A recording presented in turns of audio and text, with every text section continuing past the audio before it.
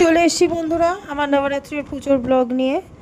তো অনেক দিন পরেই আমি আবার ব্লগ আপলোড করছি। মাঝখানে বেশ অনেক দিন হয়ে গেছে, প্রায় মাসখানেকের ওপরে আমি কোনো ব্লগ আপলোড করিনি। তো যাই হোক, তোমরা কেমন আছো আমাকে বলো কমেন্টসে। তো তোমরা যারা আমার ব্লগ দেখো প্রথম থেকে তারা জানো যে নবরাত্রির পুজো আমার বর করে, আমি জোগাড় টোগাড়গুলো করে দিই। আর এই যে আমার মেয়ের ড্রেস, এইটা ওর বাবা ওকে দিয়েছে পুজোতে, তো এইটাই ওকে আজকে পরাবো পুজোর সময়। তো ওকে একটু সাজিয়ে গুছিয়ে নিই। এই যে দেখো, ওকে সুন্দর করে সাজিয়ে টাজিয়ে দিয়েছি। আর তার সাথে সাথে পাশে পুজোর জোগাড়ও হচ্ছে।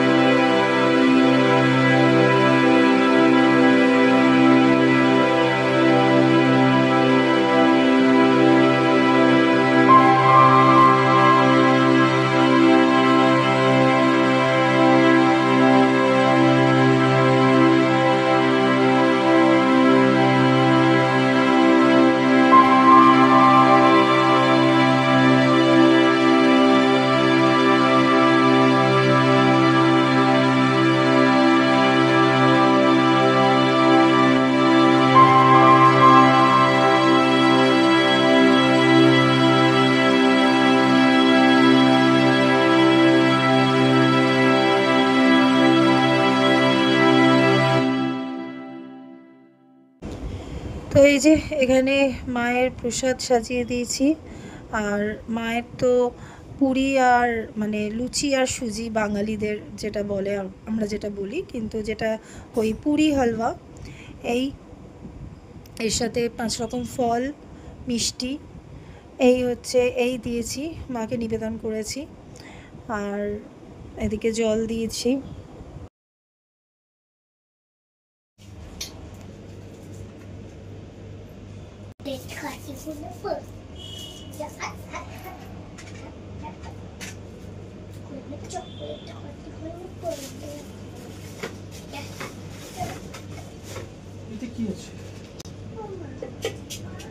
মামান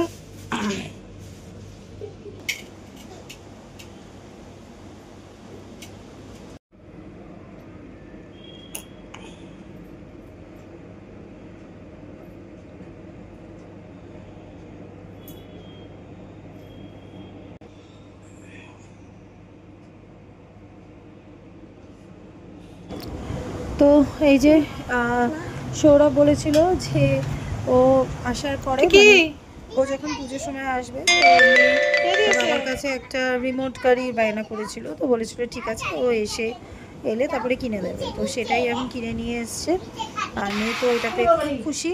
এখন এটা নিয়ে খুব খেলাধুলা হচ্ছে আর কি, তবে কতক্ষণ এটা আস্ত থাকবে বা কতদিন আস্ত থাকবে সেটা জানি না।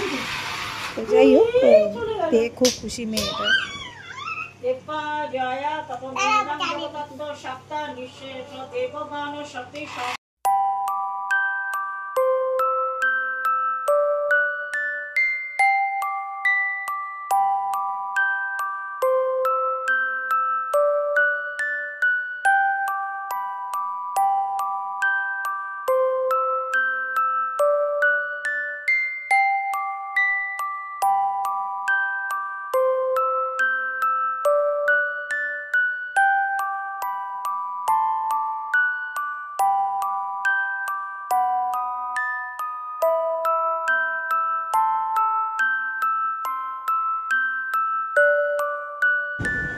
তো এখন বাজে সকাল 8:30, আর এখন নবরাত্রি তিথিটা এত অবধিই ছিল, মানে এটা গতকাল দুপুরবেলা লেগেছে, নবরাত্রি তিথি শুরু হয়েছে আর পরের দিন এটা সকাল 8:30 পর্যন্ত তিথিটা ছিল।